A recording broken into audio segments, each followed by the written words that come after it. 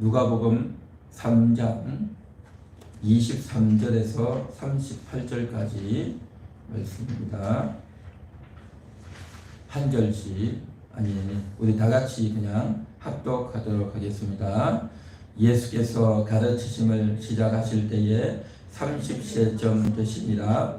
사람들이 아는 대로는 요셉의 아들이니 요셉의 위로는 헬리요, 그 위는 맏다시요, 그 위는 레위요, 그 위는 멜기요, 그 위는 얀나요, 그 위는 요셉이요, 그 위는 마따디아요, 그 위는 아모스요, 그 위는 나훔이요, 그 위는 에슬리요, 그 위는 낫게요, 그 위는 마아시요, 그 위는 마따디아요, 그 위는 서머인이요, 그 위는 요색이요, 그 위는 요다요, 그 위는 요하난이요, 그 위는 레사요, 그 위는 스룹바벨이요, 그 위는 스알디엘이요, 그 위는 네리요, 그 위는 멜기요, 그 위는 앗디요, 그 위는 고삼이요, 그 위는 엘마담이요, 그 위는 에르요, 그 위는 예수요, 그 위는 엘리에스요,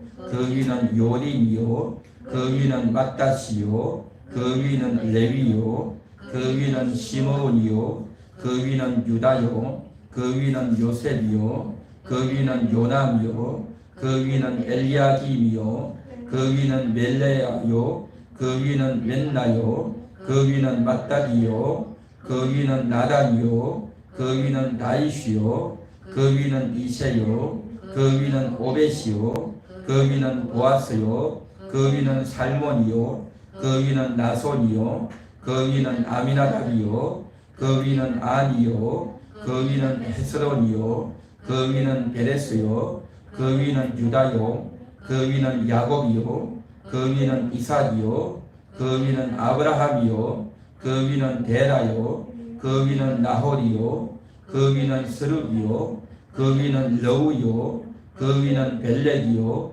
그 위는 헤버요, 그 위는 살라요, 그 위는 가이난이요, 그 위는 아박사시요, 그 위는 셈이요, 그 위는 노아요, 그 위는 레멕이요, 그 위는 머두셀라요, 그 위는 에녹이요, 그 위는 야렛이요, 그 위는 마할랄렐이요, 그 위는 가이난이요, 그 위는 에노스요, 그 위는 셋이요, 그 위는 아담이요, 그 위는 하나님이시니라.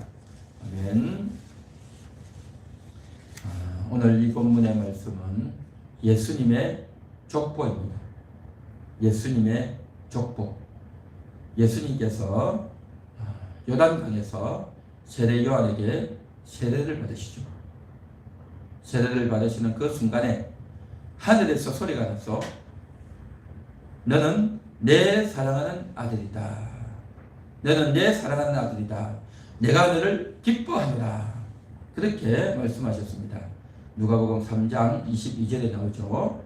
자, 하나님께서 음성을 들려주셨습니다. 그리고 이제 많은 사람들에게 나타나서 이제 하나님의 아들로 공적인 활동을 시작하게 되었습니다. 그러면서 이제 3장 23절에서부터 예수님이 많은 사람들을 가르치시기 시작하는데 이 예수님이 어떤 분인가 하는 것을 지금 누가가 기록하고 있는 겁니다. 누가복음은 누가가 기록했죠. 그래서 누가가 예수님은 어떤 분이신가 그것을 쭉 설명을 하고 있는 겁니다. 많은 사람들은 예수님이 누군지 잘 몰라요. 오늘날 사람들은 너가 누구냐 하면 우리 집이 어디고 우리 아버지가 누구고 뭐 그런 이야기를 하겠죠. 그런데 옛날에는요 요즘처럼 그렇게 호적이 다 되어 있지가 않았어요. 요즘처럼 동사무소나 주민센터가 있지를 않았어요. 옛날에는. 그리고 우리나라 백성들이 이름이 누구고 또 어떤 집안이 있고 그런 게 전혀 없었어요. 그러다 보니까 모든 국민들이 몇 명인지 인구 통계도 없고 그 이름들이 그 나라의 등록되어 있는 것도 없고 옛날에는 다 그랬어요. 우리나라도 그랬고 이스라엘 나라도 마찬가지였단 말이죠. 그냥 대충 봐가지고 몇 명쯤 되겠다 그렇게 생각을 했다라는 거죠. 그러다 보니까 예수님에 대해서도 사람이 알 수가 없는 겁니다. 그리고 어떤 다른 나라에서 어떤 사람이 와가지고 한 몇 달 살고 몇 년 살면 우리나라 백성인가 보다 그렇게 하기 때문에 이 사람이 정말 우리나라 사람인지 알 수가 없는 거예요. 그래서 어떻게 하느냐? 너희 아버지가 누구냐? 누구에게 배웠느냐? 너는 어디서 태어났느냐? 이런 걸 가지고 이 사람이 누구구나 라고 짐작하고 그렇게 사람들이 알아주고 그러한 시절이 옛날 고대 사회였다라는 거죠. 그래서 예수님도 이렇게 오셔서 복음을 전가할 때에 천국 복음을 전가하고 성경 이야기를 할 때 저 사람이 누군가? 라고 사람들이 의아해한다는 거죠. 그때에 예수님은 정체불명의 사람이 아니고 어느 날 갑자기 툭 튀어나와가지고 이렇게 이야기하는 것이 아니라 이 예수님은 뼈대가 있는 분이다. 예수님은 족보가 분명한 분이다. 라는 것을 지금 누가가 이야기하고 있는 겁니다. 그래서 많은 사람들에게 편지를 써서 보내면서 예수님은 이런 분이야. 예수님은 족보가 있어. 예수님 뼈대가 확실한 분이야. 라는 것들을 이야기해줘야 사람들이 알고 예수님은 그런 분이구나. 예수님은 족보가 있구나. 이분은 틀림없는 하나님의 일을 할 만하구나. 라고 안심을 시켜줘야 돼요. 안심을. 그런 안심을 시켜주지 않으면 사람들이 예수님에 대해서 오해를 하고 예수님을 제대로 믿지를 못하게 되겠죠. 그래서 예수님의 족보를 쭉 적어놓은 겁니다. 오늘 누가복음 3장에 적어놓은 예수님이 족보 위로 올라가 있는 사람이 몇 명이냐? 이런 안 세워보셨죠? 제가 다 세봤습니다. 78명입니다. 예수님이 사람들이 아는 바로는 요셉의 아들이었죠. 그래서 예수님 위로 요셉, 그 위로 헬리, 그 위에 마따, 그 위에 레위 해서 쭉쭉쭉쭉 올라갔는데 78명이 나와요.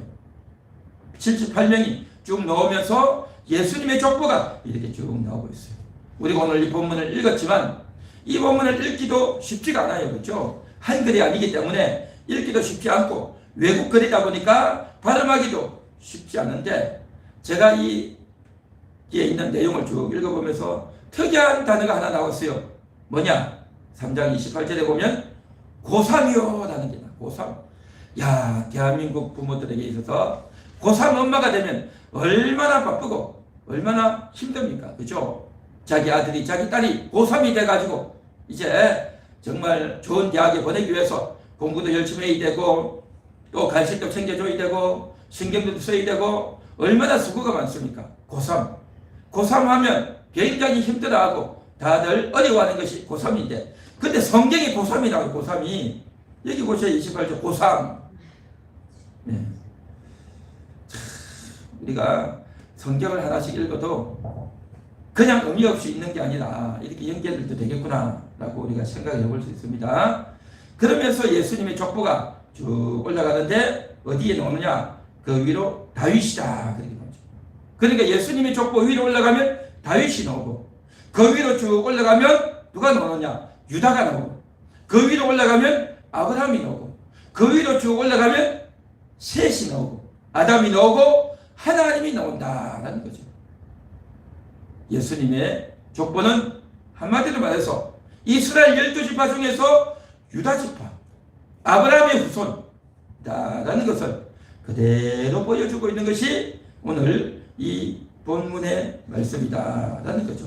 그래서 마태는 42대의 족보를 이야기하지만 누가는 78대의 족보를 이야기하고 있는 겁니다.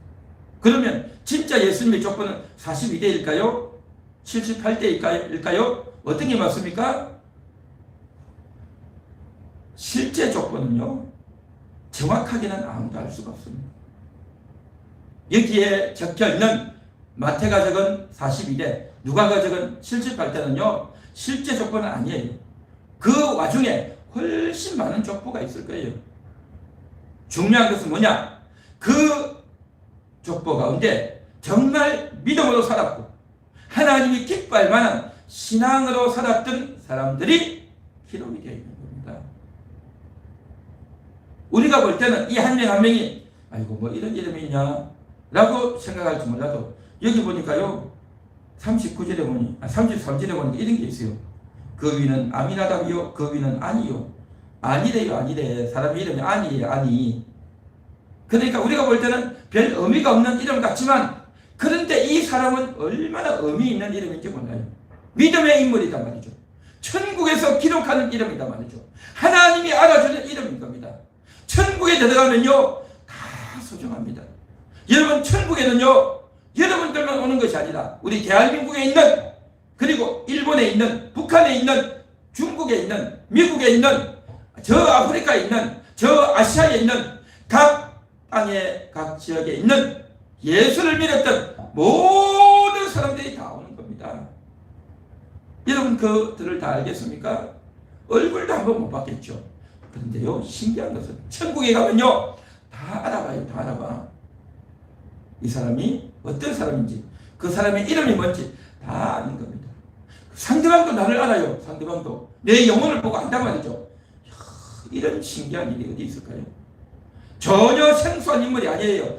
다 알게 되어 있어요. 천국에서는요 어떻게 해요? 영적인 지혜인 겁니다. 영혼의 지혜가 열리면요 다 알아봐요. 대단한 겁니다. 우리의 육신의 지혜는요 너무나도 좁죠. 내가 누구에게 들었다 누구에게 봤다 그것만 알죠. 듣고 본 것도 한 번 들은 거는 기억 못 하잖아요. 여러 번 들어도 기억 못 하잖아요. 사람의 얼굴도 잘 모르고 잘 모르잖아요. 그런데 한 번도 얼굴도 못 본 사람은 어떻게 할까요? 천국에서는 압니다. 그게 영의 세계인 겁니다. 영의 지혜다 말이죠. 대단한 지혜입니다. 그래서 천국에서는 대단한 지혜를 갖고 살지만 이 땅에서는 우리가 육신으로 살다 보니까 IQ가 150만 돼도 야 머리에 좋다 160, 170, 200 된 사람은 얼마나 대단할까라고 하는데요 그런 사람은 천국에 가면요 완전히 IQ 발바닥이에요. IQ 발바닥. 천국에서 보면 그러한 지능의 차이가 나는 건데 영적인 지혜를 가지고 천국에서 다 알아보고요 다 행적을 알고요 대단한 영광스러운 일이 벌어진다. 이 이름들이 얼마나 소중한가. 여러분들의 이름도 주님이 알아주시고 여러분의 이름들 주님이 기억해 주시고 천국의 백성들이 알아줄 것이고 또한 여러분들도 다른 성도들 다른 천국 백성들을 알게 되고 기뻐할 것이고 소통할 것이고 교제하게 되는 그런 놀라운 일들이 천국에서는 있게 될 줄 믿습니다. 우리가 오늘 읽을 때 78명 읽기도 벅찼지만 천국에서는 훨씬 많은 사람들이 있을 것이고 다 알아보고 다 교제하고 아름답게 소통하게 되는 그러한 역사가 있게 될 줄로 믿습니다. 이 족보 그래서 예수님의 이 족보는 천국에서 족보는 그렇게 아름다운 족보이지만 그러나 이때 당시 지금으로부터 2000년 전에 예수님의 복음이 증거되어져야 되는데 그래서 성경을 쓰는데 누가복음을 기록하는데 예수님이 누군지를 알려줘야 된단 말이죠. 그래서 예수님은 그냥 요셉의 아들 그냥 나사렛에서 태어난 사람 그러한 사람이 아니라는 거야. 그런 사람이 아니야. 그들의 위로는 정말 믿음의 인물이고 아브라함의 후예요 유다의 후예요 다윗의 후예요 그러한 정말 정통성에 있는 뼈대에 있는 집안이다라는 것을 저희들에게 이야기하면서 예수님에 대해서 이상한 생각 예수님에 대해서 정말 좋지 못한 인식을 갖지 못하도록 그러한 장치를 하고 계시다라는 거죠. 자 그러면 예수님은 이렇게 확실하고 뼈대가 분명한데 오늘 예배를 드리는 여러분들의 뼈대는 어떻습니까? 여러분들의 가족들의 족보는 어떻습니까?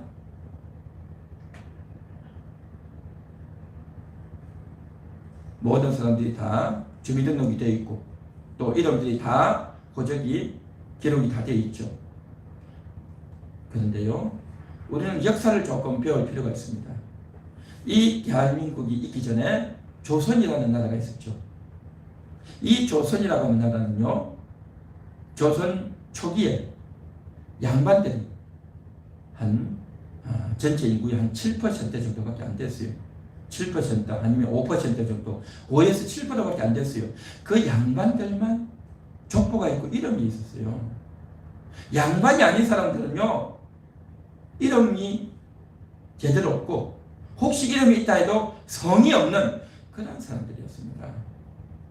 대부분의 사람이 그랬어요. 그러니까 95%, 93% 때는 93%일 때는 대부분의 사람들은 이름이 제대로 없거나 이름이 있어도 성씨가 없는 그런 사람들이었습니다. 그러다가 임진왜란을 마치고 병자호란을 끝내고 난 이후에 나라의 국구가 너무 부족하다 보니까 사람들이 돈을 많이 가지고 가면 그 사람들이 족보를 호적을 만들어줬어요. 그런 일이 있었어요. 그러다가 우리나라 조선이 망하고 일본이 우리나라를 통치할 때에 어떤 일이 있었느냐 하면은 조선 호정령이라는 걸 내렸어요. 조선 호정령. 조선 호정령이 뭐냐? 모든 사람, 조선에 사는 모든 사람들은 다 호적을 내라. 그렇게 된 거예요. 그전에는요, 호적이 없었어요. 조선시대에는 호적이 없었다니까요.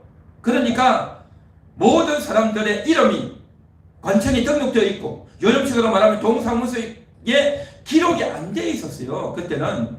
그래서 인구가 몇 명인지도 모르고, 또 그래서 이제 이름이 어떻게 되는지 조선시대는 몰랐어요. 호적이 등록이 안 돼 있었단 말이죠. 그래서 일제시대에 들어와가지고 그 호적이 등록이 되는 겁니다. 그래서 자기 이름을 정해가지고 다 등록을 하게 한 겁니다. 모든 사람들, 노인이든 어린아이든 남자든 여자든 또 종으로 살든 머슴으로 살든 사람이다 할 것 없이 모든 사람이 이름을 다 등록하게끔 한 거예요. 이름을 다. 그러다 보니까 이름도 제대로 없고 살던 사람이 다 이름 하나씩 다 정하는 거예요. 그런데 문제는 뭐냐? 성의의 성. 성이 없단 말이죠. 그래서 그 성씨를 아무나 정한 겁니다. 아무나. 그래서 성씨가 어떻게 됩니까? 김씨가 많아진 거예요. 왜냐하면 조선시대 때 김씨가 세도 정치를 해가지고 김씨가 얼마나 많았습니까? 그리고 조선이 이시 왕조 조선 아닙니까? 그러다 보니까 김씨가 다 자기 이름을 김씨로 하는 거예요. 김씨로. 또 이씨로 하고 박씨로 하고. 그래서 지금 현재 김이박 이름이 많아진 것은 이 호적 등록을 하면서 성씨를 그렇게 넣은 경향이 많다는 거죠. 왜냐하면 조선시대 때 이름 제대로 가진 사람이 한 95%밖에 안 됐다니까요. 그러니까 한마디로 말해서 다들 족보가 없어요. 그런데 다 여러분 집에 가보면 족보 다 있을 거예요. 족보 다 있어요. 그 족보가 언제 만들어졌어요? 1922년도에 호적 등록할 때 그때 만들어진 거예요. 그때 만들어졌지만 차마 그때 만들어졌다 말을 못하는 거죠. 어쨌든 그 위로 연결시켜서 호적을 만들고 족보를 만들어 놓은 겁니다. 역사가 그걸 증거한다 말이죠. 그 다들 우리는 뼈대 있는 가문이 다 족보 있다 해가지고 족보책에 이름 다 있고 하죠. 근데 실상은 그렇지 않다는 겁니다. 그래서 이 족보를 만들고 그 족보에 이름을 넣고 우리는 이제 뼈대 있는 가문이다. 왕씨의 가문이다. 우리의 몇 대손은 어떠어떠한 벼슬을 했다. 무슨 판서를 했다. 무슨 참판을 했다. 또 이제 영의정을 하고 좌의정을 했다. 그러면요 그 집안은 완전히 경사라는 거예요. 그런 가문이다. 이런 뼈대 있는 대단한 가문이다. 그러면서 자랑하고 의시되고 그렇게 하는 거 아니겠습니까? 족보. 그래서 이 족보라고 하는 것은요 정말 중요하고 또 자랑할 수 있는 다른 사람들과 차별화시키는 그러한 작용을 하는 것이 옛날에 족보였다라는 거죠. 그래서 요즘도 가끔씩 말하는 신라시대 때부터 있었던 성골 집안이냐 진골 집안이냐 뭐 이래가지고 그 가문이 대단한 가문이다 라고 그렇게 자랑하고 이야기를 많이 하죠. 그러나 대부분은요 다 뭐냐 뼈대 없어요. 우리 대한민국 사람들 대부분은 이제 양반 집안도 아니고 별로 이름이 있는 그런 가문은 아니다라는 거죠. 그러면 그 뼈대 있고 또 정말 가문이 뛰어나고 왕족이고 벼슬을 했던 그 집안의 사람들이 소수가 일부가 대한민국 가운데 있겠죠. 그런데 그렇게 좋은 집안이라 할지라도 지금 현재 그 사람이요, 하나님을 모르면, 예수님을 알지 못하면 제 아무리 족보가 좋고 가문이 좋다 할지라도 그 무슨 소용이 있겠냐는 거죠. 오늘 예수님의 족보를 보십시오. 예수님은 아브라함의 후예, 유다의 후예, 다윗의 후예, 하나님에게까지 올라가는 그런 족보다라는 겁니다. 하나님에게 닿지 못하면, 하나님과 연결되지 못하면 그 족보가 무슨 의미가 있고 뭐가 가치가 있겠는가 하는 거죠.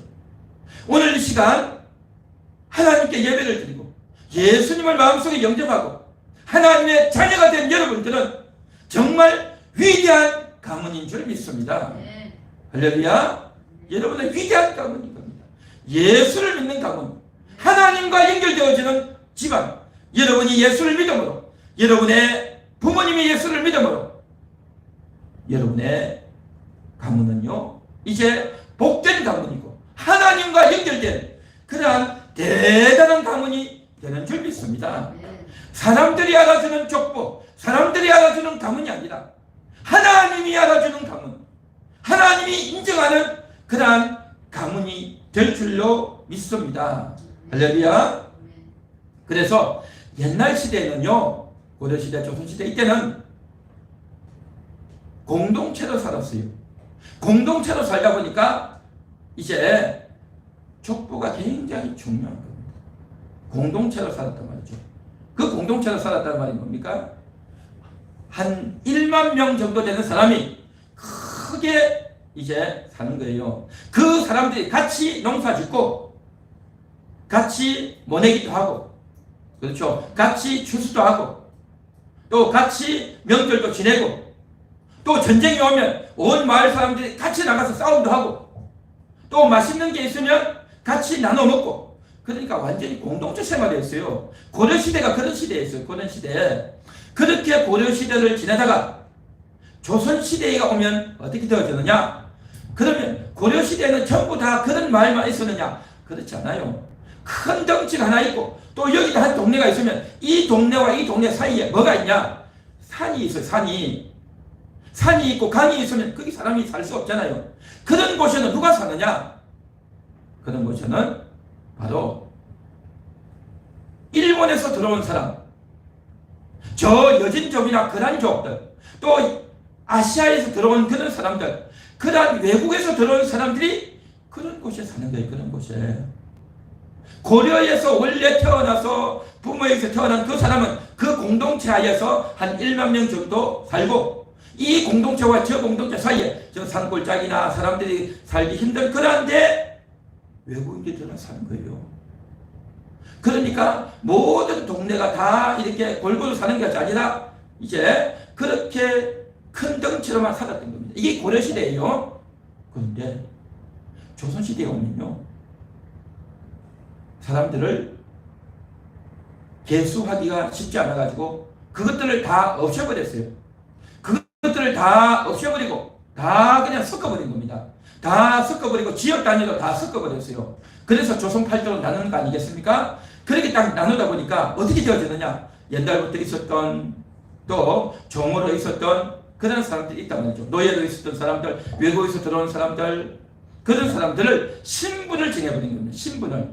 그래서 산농공상, 선비들 그룹, 그 다음에 농사하는 사람들, 그리고 기계 만드는 공장하는 그다음 공인들, 그리고 장사하는 사람들, 신분을 다 나눠버린 겁니다. 그렇게 신분을 쫙 나눠가지고 기계나 만들고 또 하는 사람들, 요즘은 그런 거 없지만 옛날에는 그렇게 하는 사람을 굉장히 천하게 봤어요. 장사나 하는 사람들, 장사꾼이다 해가지고 옛날에 굉장히 하대했잖아요. 소나 잡고 돼지나 잡는 그런 사람들, 그렇죠? 그런 사람들 굉장히 하대했어요. 그러다 보니까 조선시대는 정말 신분 때문에 많은 사람들이 골병되는 그러한 시기였던 거죠. 그래서 어쨌든 사람들이 같이 모여서 공동체로 모여서 살아야 되는, 그래서 그 족보를 가지고 우리는 저 다른 사람들과 다르다, 우리는 뼈대 있는 집안이다, 우리는 가문은 대단하다 라는 것들을 보존하고 우리 이 집안, 우리 가문만을 쫙 이어나가기 위해서 족보를 만들었던 거예요. 족보. 대부분은 족보가 없었어요. 그런데 이제 어떻게 되어지느냐? 일제시대가 되면서 모든 사람이 호적이 되어지면서 내 이름이 등록되어지면서 국가의 일원이 되면서 이 조선이라고 하는 나라에 나는 사람이다. 내 이름이 등록되어 있다. 내 이름이 기록되어 있다. 라는 소속감이 이때부터 생기는 겁니다. 사실은. 어쨌든 이렇게 되어지는 과정에서 대부분은 우리가 생각하는 그런 자랑과 또 그렇게 대단한 가문은 아니다. 대부분은 그런 겁니다. 자, 오늘 이 성경에서는 예수님의 족보가 나옵니다. 예수님께서는 정말 대단한, 사람들이 볼 때는 그의 아버지 요셉, 목수하는 사람, 별 볼 일 없는 사람, 가난한 사람, 많이 배우지도 않았고 또 정말 많은 지식이나 또 높은 지위가 있는 것도 아니고 돈이 많은 것도 아니고 별 볼 일 없는 아버지였단 말이죠. 그래서 많은 그때 당시 이제 예수님이 사람들을 가르치고 복음을 전할 때에 옛날에는 가르친다는 것이요 아무나 가르치는 게 아니에요. 많이 배운 사람, 실력 있는 사람, 가문 있는 사람, 그러한 특별한 소수의 사람만 가르치는데 예수님이 와서 가르친단 말이죠. 근데 예수님은 요즘식으로 말하면 대학도 안 나왔고 유명한 스승, 유명한 멘토에서 배운 것도 없고 별 볼 일 없는 예수님이 뭐 이렇게 가르친다고 하느냐, 그런 자가 가르치면 뭐 얼마나 잘 가르치겠느냐 라고 사람들이, 그때 당시 지식인들이 무시하고 하대할 가능성이 많기 때문에 이 예수님의 족보에 대해서 쫙 들여다보면서 이 예수가 어떤 분인지 아냐? 아브라함의 자손이야 하면서 보여주기 위해서 족보를 이야기하고 있는 겁니다. 사실은 그런 거 할 필요도 없어요. 예수님 자체가 하나님이잖아요. 그런 거 할 필요도 없지만 사람들의 인식 자체가 그렇게 족보를 중요시하다 보니까 그걸 지금 보여주는 거죠. 어쨌든 예수님은 대단한 가문이다. 하나님과 연결되어지는 그러한 족보를 가진 예수님이라는 거죠. 그러나 오늘 이 시간 우리를 보십시오. 우리는 그런 족보, 그런 뼈대가 없단 말이죠. 위대한 족보, 뼈대 있는 가문의 그러한 후손인 예수님, 별 볼 일 없는 그러한 우리들, 그러한 우리가 그 예수님을 만나서 그 예수님을 마음속에 영접해서 그 예수님이 대단한 가문의, 위대한 가문의, 최고의 가문의 신분인 예수님이 별 볼 일 없는 하층민 같았던 족보도 없던 그러한 우리들을 사랑해 주시고 바로 여러분들을 위해서 십자가에서 매를 맞아 주시고 고통을 당해 주시고 부끄러움을 당하시면서 여러분을 위해서 죽어 주셨습니다. 여러분을 살려 주셨습니다. 그 예수님 덕분에 우리가 구원 얻고 용서받아서 하나님의 자녀가 된 줄 믿습니다. 할렐루야. 그래서 인간의 족보로는 별 볼 일 없지만 하나님 나라의 족보로는요 위대한 인물이 되고 천국에서 이름을 날려줄 수 있는 대단한 인물이 되어진 줄 믿습니다. 할렐루야. 우리 한번 같이 따라해 볼까요? 나는 대단한 가문입니다. 우리는 대단한 가문입니다. 할렐루야. 그렇습니다. 대단한 가문입니다. 대단한 가문. 이러한 인식이 우리 가운데 있어야 되겠고 또 그러한 소신을 가지고 살아간다면 우리는 당당하게 살 줄로 믿습니다. 자, 이제 예수님의 족보를 이제 기록하기 위해서 누가 가요? 그냥 기록하는 게 아니에요. 다 찾아봐야 되는 거예요. 다 조사를 해봐야 되는 거예요. 예수님의 부모님, 예수님의 가족들, 예수님의 친척들 다 찾아가서 물어보고 또 그것을 아는 사람들에게 물어보고 찾아가서 물어보는 이 작업이 요즘같이 차가 있고 인터넷이 있고 자료가 있고 동사무소가 있는 그런 시대가 아니잖아요. 그런데 이걸 다 물어서 찾아가고 이 사람한테 묻고 저 사람한테 묻고 해서 다 찾아서 적은 거예요. 그렇게 해서 예수님의 조상들을 다 적어낸 겁니다. 이 작업이 정말 중요한 작업이에요. 그래서 성경에 딱 기록이 되어 있잖아요. 여러분, 이 과정을 제가 쭉 보면서 어느 날 순간 이런 생각이 들었습니다. 어떤 생각이 들었냐? 나는 내 영혼이 내 육신의 몸을 입고 이 땅에 태어났는데, 지금으로부터 59년 전에 이 세상에 태어났는데, 내 영혼은 그렇게 태어났지만 내 영혼이 그렇게 태어나기까지 우리 아버지는, 우리 어머니는 어떻게 해서 나를 낳았을까? 그런 생각이 들더라고요. 우리 아버지, 우리 어머니는 어떻게 두 분이 만났을까? 그런 생각이 들더라고요. 왜냐하면 내 영혼이 이제 이 땅에 왔고, 또 이 땅에서 내 영혼이 육신을 입고 내 영혼이 하나님을 만나고 살아가는 동안 그 내 영혼이 태어나기까지 어떤 과정이 있었을까? 그게 되게 궁금했어요. 그래서 제가 찾아보기 시작했습니다. 우리 아버지는 어디서 태어났을까? 우리 어머니는 어디서 태어났을까? 그래서 제가요, 동사무소에 가가지고, 업사무소에 가가지고 아버지의 재적등본을 떼었어요. 어머니의 재적등본을 떼었어요. 그렇게 떼다 보니까 아버지가 어디서 출생했는지, 어머니가 어디서 출생했는지 다 기록이 되어 있더라고요.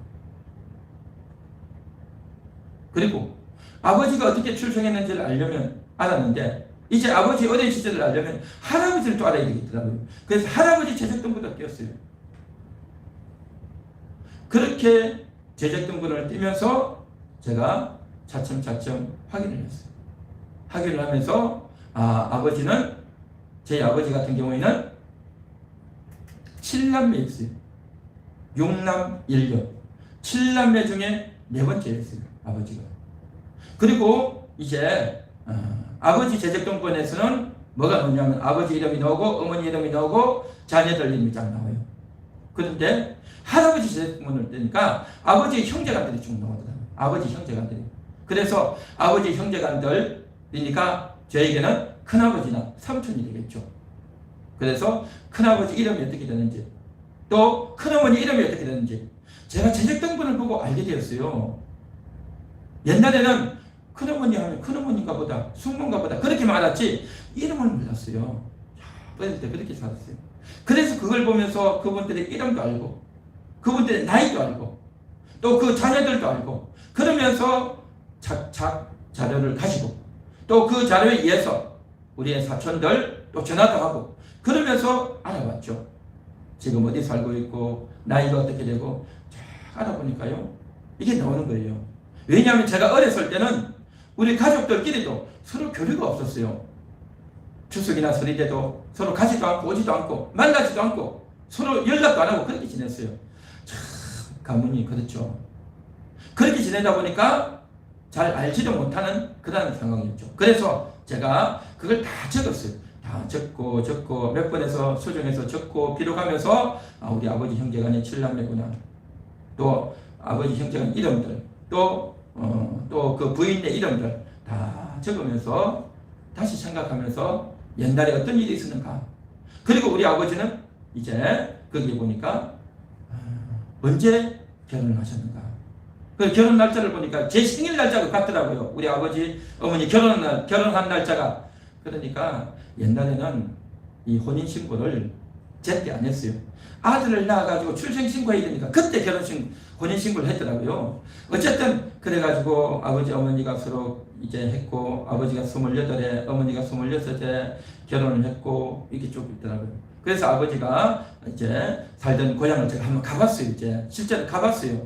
그래 가보니까 그 마을 입구에 들막 마을 그렇게 돼 있어요. 그래서 그 마을 이름을 딱 보니까 아차 생각이 나더라고요. 제가 어렸을 때 아버지가 자주 이야기하셨어요.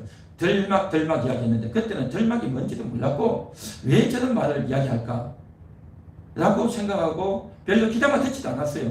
귀담아 듣지도 않고 별로 관심도 없고 들어도 잊어먹고 어릴 때는 막 그렇게 지냈어요. 그런데 이 제사제가 하나님의 말씀 때문에 내 영혼이 이렇게 태어나고 내가 이러한 과정을 거쳐서 이렇게 왔는데, 그래서 하나님 말씀에 의해서 하나하나 알아보자 해가지고 관심을 가지고 알아보다 보니까 옛날에 흘려버렸던, 기억도 안 했던 그런 내용이 다시 착 정리가 되는 거예요. 다시 착 정리가 되어지면서 아버지가 이렇게 태어났구나. 아버지가 태어난 이 동네 마을이 이렇게 생겼구나. 그 바닷가 맨 끝부분이었고 그 집에서 살고 있었구나. 그래서 제가 그곳에 가가지고 사진도 찍고 또 찾아보고 그러면서 쭉 왔는데, 그러면서 우리 아버지가 결혼할 때 어떻게 결혼하게 됐는지, 또 어머니가 어떻게 해서 이제 아버지를 만나게 됐는지, 그러한 것들을 이제 다른 가족들, 친척들, 지금 현재 저희 아버지 어머니 다 돌아가시고 안 계시거든요. 그러니까 아버지를 아는 형제간들, 또 어머니를 아는 그런 형제간들 이렇게 찾아가서, 지금 나이가 많죠. 그런 분들 찾아가서 물어보고 이야기도 하고 했는데, 그런데 한 가지 놀라운 것은 뭐냐면, 그렇게 해서 옛날 분들에 대해서 물어보고 관심을 가지고 이야기하고 질문을 하니까요, 이분들이 너무 좋아하시더라고요. 연세가 드신 분들은 옛날 이야기, 또 어떤 과정을 통해서 지나오는지, 어떤 고생을 했는지를 이야기하는 걸 너무 좋아하시더라고요. 제가 깜짝 놀랐습니다. 그래서 대체적으로 보면 요즘 젊은 사람들은 어른들이 이야기하면 옛날에 말이야 이래서 이래서 하면, 요즘 젊은 사람들은 이렇게 생각합니다. 또 나 때는 말이야 하는 거지 하면서 별로 안 들으려고 하고, 또 그것을 은근히 조소 내지는 비난의 생각을 가지고 무시하려고 하는 그런 경향된 젊은이들이 있습니다. 그 결코 좋은 습관은 아니라고 생각합니다.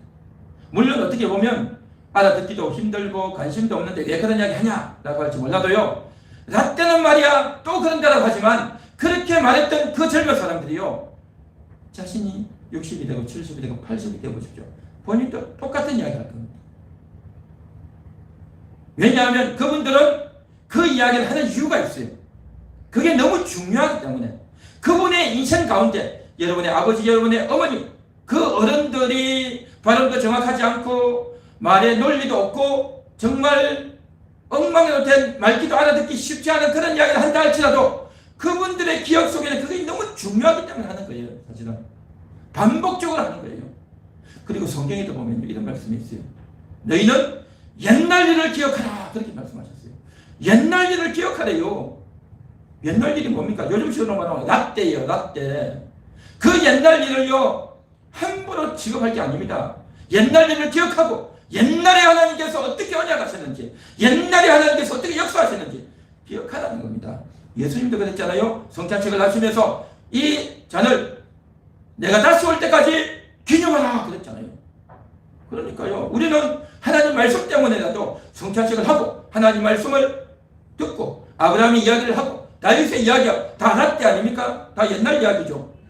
그런 식으로 보면요, 우리가 하나님 말씀의 관점에서 기억을 하고 추억을 하면 의미가 있고 하나님이 인정해 주시는 영적으로 은혜가 되는 그런 사실이다 말이죠.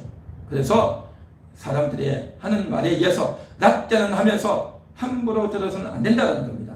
어쨌든 그러한 부모님들, 어른들의 이야기를 들으면서 물어보고, 우리 아버지가, 우리 어머니가 이런 인생을 살아왔구나. 그래서 나를 낳으셨구나. 어린 시절 그렇게 해서 나를 길러주셨구나. 그리고 나의 어린 시절 있었던 추억을 생각하면서 더듬어 보면서 단순한 훼손이 아니라 하나님이 나를 이렇게 보내주셨구나. 하나님이 나를 이곳에 보내기 위해서 내 아버지를, 내 어머니를 이렇게 만나게 하셨고, 그곳에서 내가 태어났고 그 어린 시절 정말 가난한 그 세월들을 이렇게 지내왔구나. 오늘 이 시간 이렇게 우리가 부유하게 잘 살 수 있었던 것은 이러한 과정이 있었기 때문이었구나. 하나님께서 내 영혼을 이 세상에 보내주시기 위해서 이러한 과정을 통해서 보내주셨구나. 그걸 알고, 그 행적을 알고, 하나님의 인도하심을 기억하고, 하나님의 사랑을 기억하고, 하나님의 은혜를 기억하고, 할렐루야, 너무나도 소중한 일이란 말이죠. 그런데 하나님이 없이, 하나님의 은혜가 없이, 하나님의 인도하심이 없이 그냥 단순히 족보만 찾고 부모 이야기만 하고 내가 말이야 옛날에 얼마나 고생했는 줄 알아? 라고 하면서 하나님이 없는 그러한 이야기를 하면 어떻게 되어지느냐? 끝없는 족보와 신화 이야기에 창념하는 쓸데없는 이야기가 된다는 겁니다. 하나님 있는 이야기는요, 의미가 있고 은혜가 되지만 하나님이 없는 인간적인 자존심과 인간적인 자랑을 내시면요, 정말 쓸데없는, 그야말로 라떼는 말이야 그렇게 되고 말겠죠. 그래서 지금의 나가 있기까지, 지금의 내가 있기까지 내가 어떤 성장 과정을 거쳤고 어떤 집에서 살아왔고 또 지금의 내가 있기까지 우리 아버지는 뭐 했고 우리 어머니는 뭐 했고 재산은 얼마나 되고 가문은 어떻게 되고 족보는 어떻게 되어지고 지위는 어떻게 되고 돈은 얼마나 있었는지, 그러한 것들을 우리가 알고 확인하면서 야, 정말 별 볼 일 없구나, 이걸 알면서 정말 별 볼 일 없고 보잘 것 없구나, 그러면서 형제들끼리 서로 갈등이 있고 싸우고 원수같이 지내고 이렇게 살았구나 를 알고 확인하면서 그걸로 끝이는 것이 아니라, 그럼에도 나에게는 하늘에 계신 아버지가 계시구나, 하늘에 계신 내 영혼의 아버지가 계시구나, 내 영혼의 아버지가 내 영혼을 품어주시고 받아주셨구나, 그것을 인식하고 알게 되어지는 줄 믿습니다. 내가 사는 것은 내 육신만 사는 것이 아니라 영혼의 아버지가 계신 거고, 영혼의 아버지만 계신 것이 아니라 육신의 아버지와 어머니를 통해서 태어나고 성장하고 배우고 과정을 겪었단 말이죠.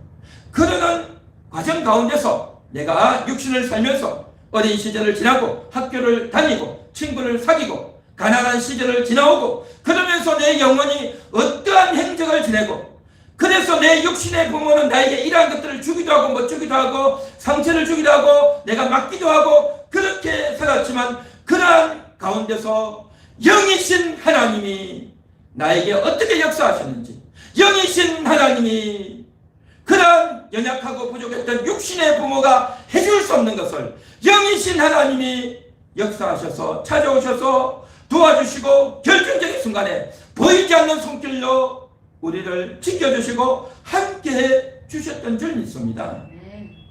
그래서 이러한 행적을 찾아보고 옛적일을 기억하고 하나님의 흔적을 기억해 나가는 과정, 이것은 너무나도 소중하고, 이렇게 해 나가는 과정을 통해서 나는 하나님의 자녀로다, 내 아버지의 아들이고 내 어머니의 아들이지만 나는 하나님의 자녀입니다, 영이신 하나님의 자녀입니다를 고백하게 되고 더 자부심을 갖게 되는 겁니다. 이 세상에서는 돈도 지위도 가문도 빽도 없지만 족보도 없지만, 그러나 하늘나라의 족보를 가지는, 하늘나라의 기업을 가지는 대단한 가문, 위대한 족보, 정말 천국에서 자랑할 만한 대단한 영광스러운 기업을, 영광스러운 가문을 일구고 살게 될 줄 믿습니다. 그래서 로마서에도 보면 그렇게 말하지 않습니까?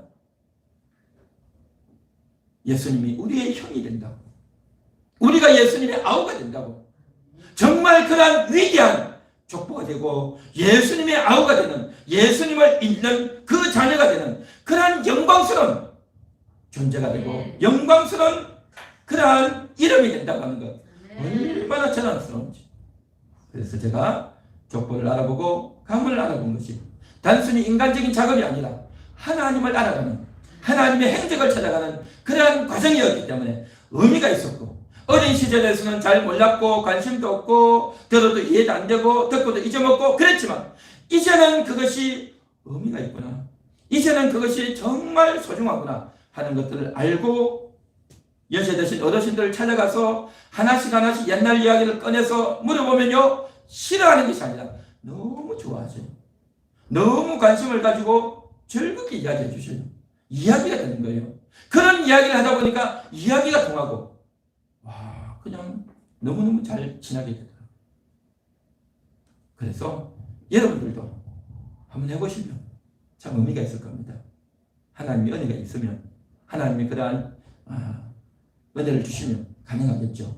그래서 오늘 이 시간 우리는 정말 뿌리를 찾아서 나의 뿌리가 어딘가 하는 거죠. 나의 뿌리가 우리 아버지와 우리 어머니라는 거죠. 우리 아버지와 우리 어머니, 우리 아버지와 어머니는 어떻게 만났는가?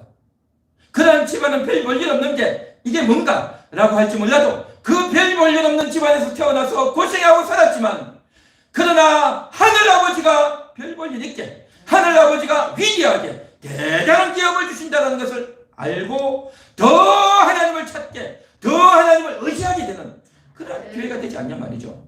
별 볼 일 있고 대단한 가문의 부모 밑에 태어났으면 하나님을 그렇게 찾겠냐는 거죠.